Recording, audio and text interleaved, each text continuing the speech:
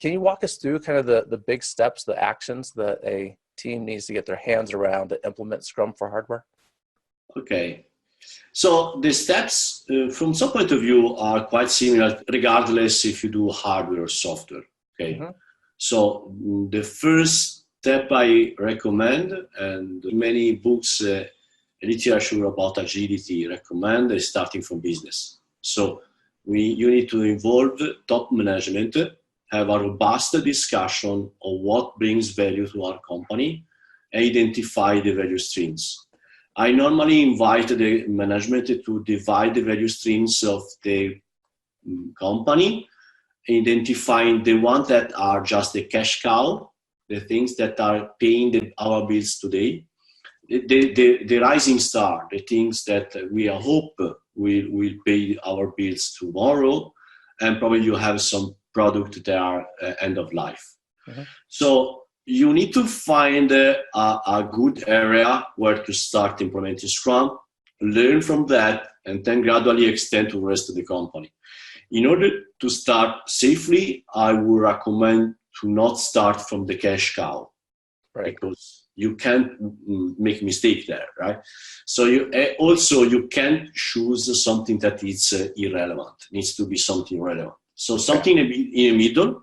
It has to be important, or it's not going to get the support, and it's not going to have long. Exactly. Everything else will be a higher priority. So once you define what is the business, the value stream. So we are talking from concept to cash.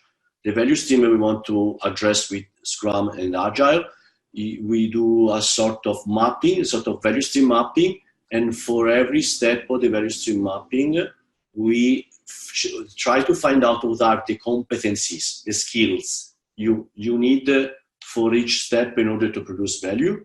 Uh-huh. And with that, we have a skill matrix, and we can have like a questionnaire to send out a form. We use a lot of online tools, also the free one. And we ask all the people to self-evaluate their own skills so that we have a map on people that could be potentially part of this pilot. And then we have to set up the scale, the situation. So we need the top management team. If you use a Scrum at scale, it's called EAT, Executive Action Team.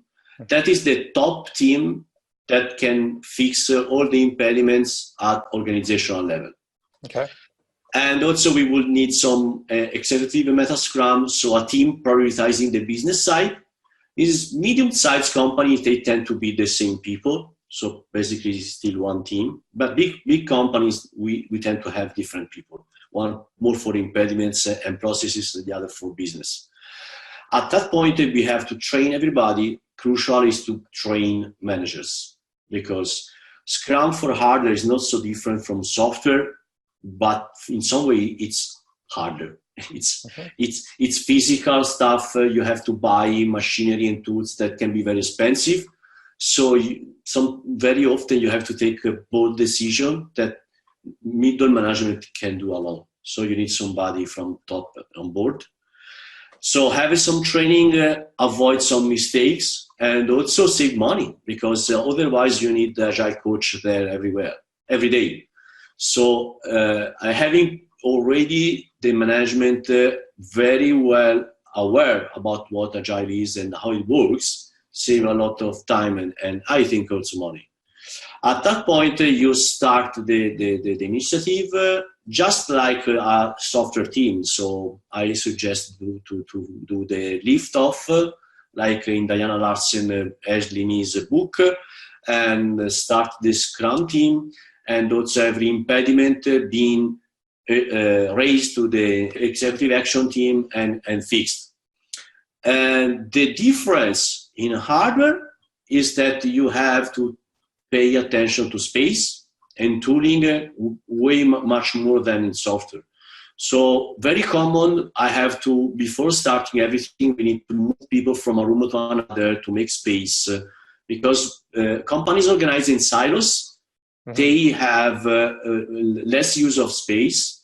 And so we have to move people also for software. But for hardware, you need the special space for the reviews, special space for integrating the product very often. And so physical space could be a problem. And also we want team to deliver working prototypes every sprint. So in fact, a team member, a development team needs to be a little bit scientist, a little bit artist, and also a craftsman. So they need some tooling to prototyping. I have clients, for example, prototyping with wood that is very easy to cut and shape, and then later moving to aluminum or steel that it's more expensive and have a longer lead time. This kind of stuff for some companies could be very, very new. So they need some space where they can safely working with this kind of material that normally are not present in industrial companies.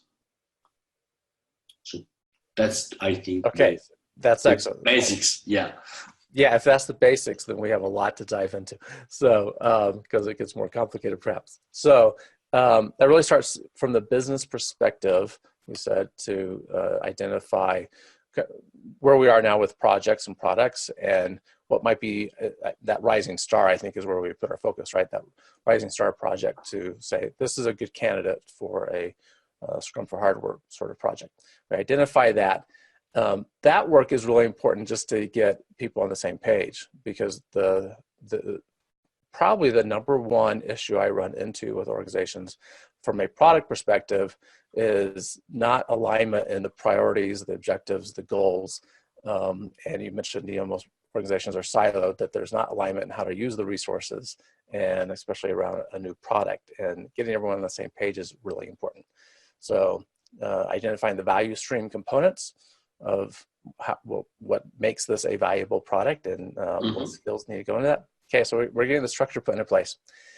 So we kind of get everyone to the point where we're going to be able to do this.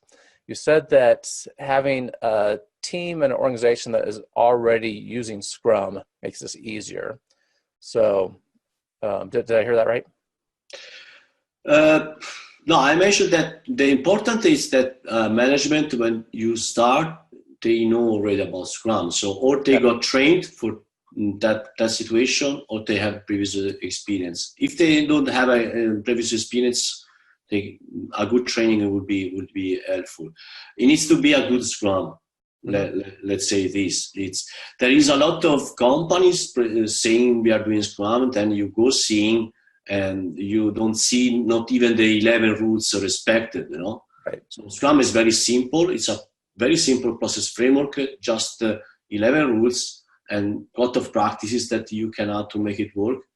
And most of the time, people are indulgent in how they do it, and then everything fall apart, because the elements are meant to reinforce one with the other. And so if you start removing stuff, it fall down like a house of cards. Yeah. And it's that intersection between the Scrum team, right, that is doing their work, and the organization. That's usually where the tension lies, and things start looking less Scrum-like over time. Yes. It's a challenge there.